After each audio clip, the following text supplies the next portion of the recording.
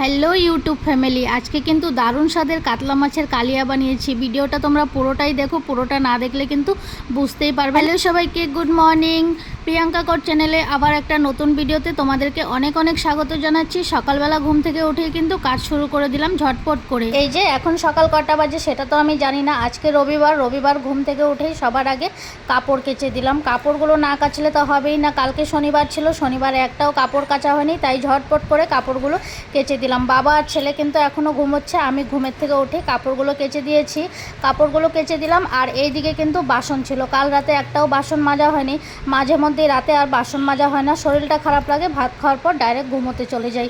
এখন দেখো বাসনগুলো সব মেজে নিচ্ছি। এখানে শুধু রাতের খাবারের বাসন না, এখানে কিন্তু কাল সন্ধ্যেবেলা চাটা খেয়েছিলাম, সেই বাসনগুলো রয়ে গেছে। কাল সন্ধ্যেবেলা থেকে কোনো বাসন মাজা হয়নি, সন্ধ্যেবেলা থেকে কোনো কাজ করার ইচ্ছেই ছিল না, তাই বাসনগুলো সব রেখেই দিয়েছিলাম। তাই সকালবেলা ঘুম থেকে উঠেই আজকে মেজে। রবিবার বলতেই কিন্তু ঘরে প্রচুর কাজ থাকে, তাই আজকে সকালে ভাবলাম আগে ঘরের কাজগুলো করব, তারপর না হয় ব্রেকফাস্ট করব। এইদিকে কিন্তু বাসন কটা মেজে নিয়ে আমি চলে এলাম রুমের ভেতরে ঘরগুলো মোছার জন্য। একটা রুম পুরোই আমি মুছে নিয়েছিলাম। তারপর আমার মনে পড়লো ও বলেছিল রবিবারে ঘর ঝাড়বে, একটু মাকড়সার জাল হয়েছে ঘরে, তাই আজকে বলেছে ঘরটা ঝাড়বে। একটা রুম আমি পুরোই মুছে নিয়েছি। তারপর আমার মনে পড়লো ঘরটা যখন ঝাড়বে তখন তো আবার ঘর মুছতে হবে, তাই একটা রুম মুছেই ছেড়ে দিয়েছি, আর আমি রুম মুছিনি। তারপর ঘর ঝাড়ার পর রুম মুছেছিলাম। চলো ঘরটা মুছে এদিকে আবার কিন্তু রান্নাঘরে চলে এলাম। বরমশাই আর ছেলে এখনও ঘুমোচ্ছে, ওদেরকে বারবার ডাকছি কিন্তু ওরা উঠছেই না, বলছে রবিবার আজকে একটু দেরি পর্যন্ত ঘুমোবে। আমি এদিকে কিন্তু চাটা বসিয়ে দিলাম। চাটা বসিয়ে দিয়ে এই যে ডাকার জন্য এলাম ছেলেকে এখানে বলছিলাম উঠে যাও, ব্রাশ ট্রাশ করো।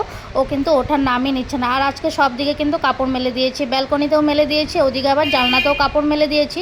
ছোট ছোট যা কাপড় ছিল সব ধুয়ে নিয়েছি, যতটা কাপড় পেরেছি আজকে সব ধুয়ে ফেলেছি। শুধু একটা বিছানার চাদর আছে, বিছানার চাদরটা পরে ধুয়ে দেবো। তারপরে তোমাদের সঙ্গে আবার অনেকক্ষণ পরে দেখা করলাম।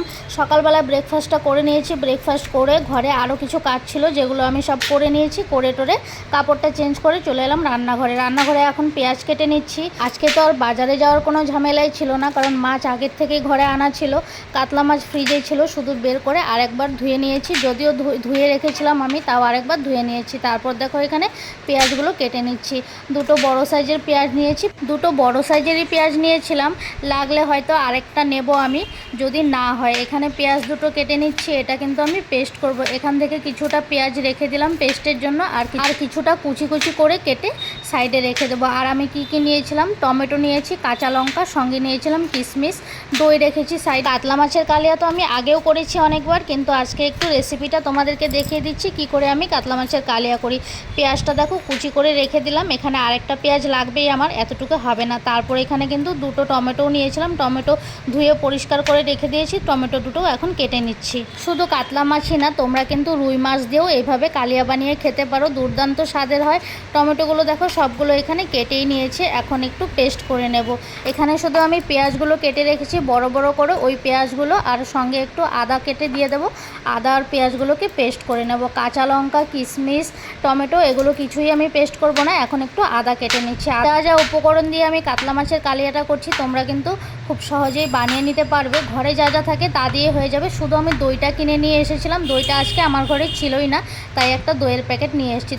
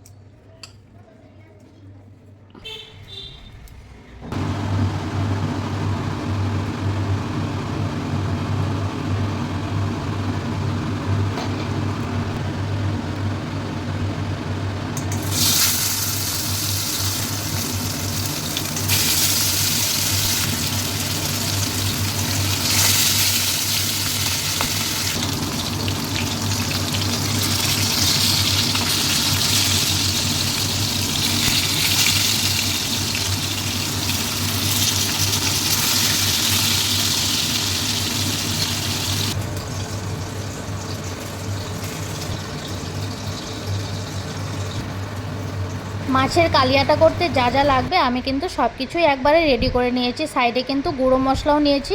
গুঁড়ো মশলার মধ্যে শুধু জিরের গুঁড়ো, হলুদ গুঁড়ো আর নুন নিয়েছি। মাছগুলোও কিন্তু আমি সব ভেজে নিয়েছি। মাছগুলোতে নুন হলুদ মাখিয়ে নিয়ে একটু সময় রেখে দিয়েছিলাম। তারপর মাছগুলো সব ভেজে তুলে নিয়েছি। তারপর ওই তেলের মধ্যেই পেঁয়াজ কুচি করে রেখেছিলাম, ওই পেঁয়াজ কুচিগুলোও ভেজে নিলাম। হালকা বাদামি কালার করে পেঁয়াজ কুচিগুলো এখানে ভেজে নিয়েছি। আর কড়াই যা তেল ছিল তেলের মধ্যে দিয়ে দিলাম একটু ঘিটা একটু কমই দিলাম, কারণ আমার বর আবার ঘি খেতে একদমই পছন্দ করে না। তেলটা আমি আগেই বেশি করে দিয়ে দিয়েছিলাম, এখন আর তেল দেওয়ার কোনো প্রয়োজন নেই। যতটুকু তেল আছে কড়াইয়ে হয়েই যাবে আমার রান্নাটা। ঘিটা দিয়ে দিলাম। তারপর কিন্তু এখানে দিয়ে দেবো এখন গোটা গরম মশলা। গোটা গরম মশলার সঙ্গে দিয়েছি তেজপাতা, একটা এলাচ, দুটো দারচিনি আর শুকনো লঙ্কা দিয়ে দিয়েছি, কয়েকটা লবঙ্গও ছিল সঙ্গে। তারপর ওই যে বেটে নিলাম মশলাটা। বেটে রাখা মশলাটার মধ্যে কিন্তু আমি দুটো শুকনো লঙ্কাও দিয়েছিলাম কালারের জন্য, কারণ আজকে লঙ্কার গুঁড়োটা আমার ঘরে ছিল না। আজকে না, লঙ্কার গুঁড়োটা আমার ঘরে বেশ কিছুদিন থেকেই ছিল না, খাচ্ছি না লঙ্কার গুঁড়োটা একদমই। তারপর ওই যে গুঁড়ো মশলাটাও দিয়ে দিলাম, হলুদ গুঁড়ো, জিরে গুঁড়ো আর দিলাম নুন। সব কিছু মশলাই কিন্তু আমি খুব সুন্দরভাবে নাড়াচাড়া করে কষিয়ে নিচ্ছি।